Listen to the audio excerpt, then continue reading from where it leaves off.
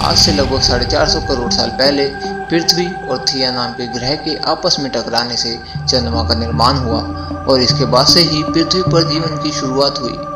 पृथ्वी पर जीवन की उत्पत्ति के लिए चंद्रमा का बहुत ही महत्वपूर्ण योगदान है। चंद्रमा जिसे देखते हुए हर इंसान बड़ा हुआ है और इसके ऊपर बहुत सी पोएम्स और सॉन्ग्स भी बनाए गए हैं। इसके बिना बहुत से त्योहार भी मना पाना संभव नहीं है।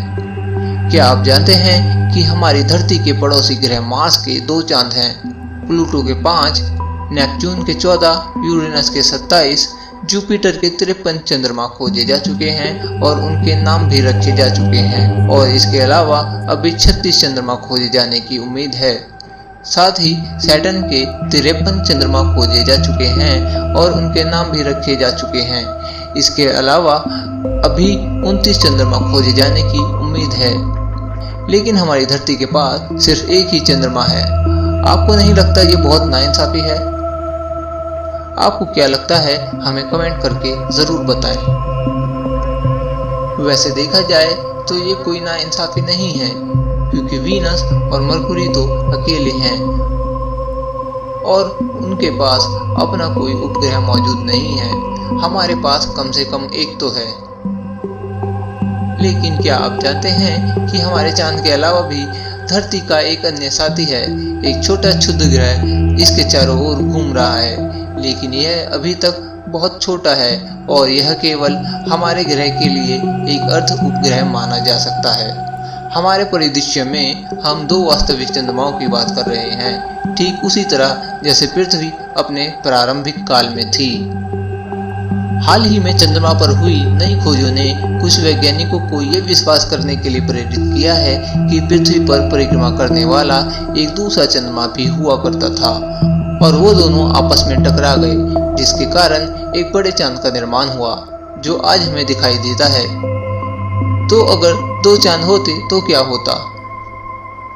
हम जानते हैं कि ऐसा कुछ शायद ही कभी हो, लेकिन हम फिर भी कल्पना करके देखने वाले हैं कि अगर एक चंद्रमा धरती को रहने योग्य बना सकता है तो 2 चांद क्या क्या कर सकते हैं। क्या धरती और भी खूबसूरत हो जाएगी? क्या धरती पर और भी नई नई प्रजातियों के जीव उत्पन्न हो जाएंगे या धरती और भी ज़्यादा हरी भरी होगी? चलिए देखते हैं कि क्या होगा अगर धरती के पास एक नहीं बल्कि 2 चांद हों।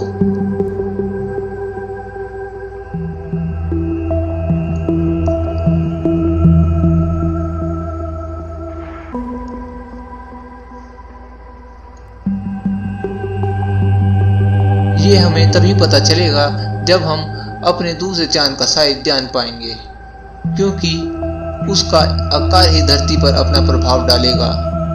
लेकिन चांद तो कोई दूसरा है ही नहीं, हम तो सिर्फ कल्पना ही कर रहे हैं। तो इमेजिन कर लेते हैं कि एक और चांद जिसका साइज और वेट हमारे पहले चांद के बराबर ही होगा, साथ ही उसकी पृथ्वी की परिक्रमा करने की गति भी उसी समान होगी और ये दोनों एक दूसरे के विपरीत दिशा में होंगे। इस बात की कोई संभावना नहीं है कि ये दोनों एक ही स्थिर कक्षा में हों, लेकिन आइए इसे अनदेखा करके देखते हैं। इसका सबसे पहला प्रभाव हमें देखने को मिलेगा समुद्री ज्वार भाटा पर। ज्वार भाटे को लेकर हमारे मन में एक गलत अवधारणा बनी हुई है कि यह चांद के द्वारा धरती के पानी को अपनी ओर खींचने से उत्पन्न होता है, लेकिन असल में तो यह धरती को अपनी ओर आकर्षित करता है, जिसके कारण ज्वार भाटा उत्पन्न होता है। आप जानते ही होंगे कि हमारे चांद और सूर्य की ग्रेविटी के कारण ही समुद्र की लहरें ऊंची उठती हैं, लेकिन जब धरती के पास 2 चांद होंगे तो उनकी ग्रेविटी की वजह से ज्वार भाटा और भी ज़्यादा आएंगे और लहरें लगभग 8 गुना ज़्यादा ऊंची उठेंगी और यह तटीय क्षेत्रों से लोगों को दूर करने के लिए मजबूर करेंगी, क्योंकि उच्च और निम्न ज्वार के बीच का अंतर अब 300 मीटर यानी कि लगभग 1000 फीट तक पहुंच जाएगा। लगातार ज्वार भाटा आने से पृथ्वी पर रहने योग्य क्षेत्र सिकुड़ जाएंगे और ये लहरें इतनी ज़्यादा ऊंची उठेंगी कि भयंकर सुनामी आ जाएगी।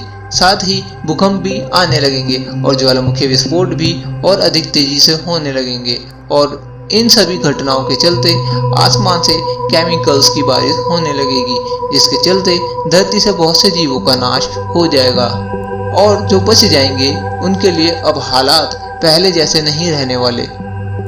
ज्यादातर शिकारी जीव रात में ही शिकार करते हैं। 2 चांद होने की वजह से अब रात में पहले के मुकाबले अधिक रोशनी हुआ करेगी, जिसकी वजह से उन्हें रात में शिकार करने में काफ़ी आसानी हो जाएगी। अब जो जानवर तेजी से शिकार बन रहे होंगे वो भी अपनी जान बचाने के लिए नई नई तरकीबें लगाना सीख जाएंगे, जिसके कारण हमारे जंगली जानवर और इंटेलिजेंट हो जाएंगे। समुद्र किनारे बसे शहर जैसे मुंबई, गोवा, न्यूयॉर्क, ये सभी सुनामी के चलते नष्ट हो जाएंगे। बहुत से समुद्री जीव चांद की वजह से अपना रास्ता तय करते हैं, लेकिन अब तो 2 चांद हैं और वो भी एक ही आकार के, जिसके चलते ये समुद्री जीव भी कंफ्यूज हो जाएंगे और रास्ता भटक जाएंगे। अब बेचारे करे भी तो क्या करें, उनके पास हमारी तरह जीपीएस सिस्टम और गूगल मैप्स तो है नहीं, तो उन्हें अपना सफ़र तय करने के लिए चांद का ही सहारा लेना होता है। और फिर वो समुद्री जीव नई नई जगह पहुंचेंगे जहां वो पहले कभी नहीं पहुंचे, जिसके कारण इकोसिस्टम पूरी तरह प्रभावित हो जाएगा। लेकिन ये सारा विनाश केवल पृथ्वी पर ही नहीं होने वाला। ग्रेविटी की इस रस्साकसी में वो दोनों चांद भी फंस जाएंगे और ग्रेविटी के कारण आगे और पीछे की ओर खींचे और धकेले जाएंगे, जिसके कारण इनकी सतह के नीचे भी बेहद उथल पुथल मची होगी।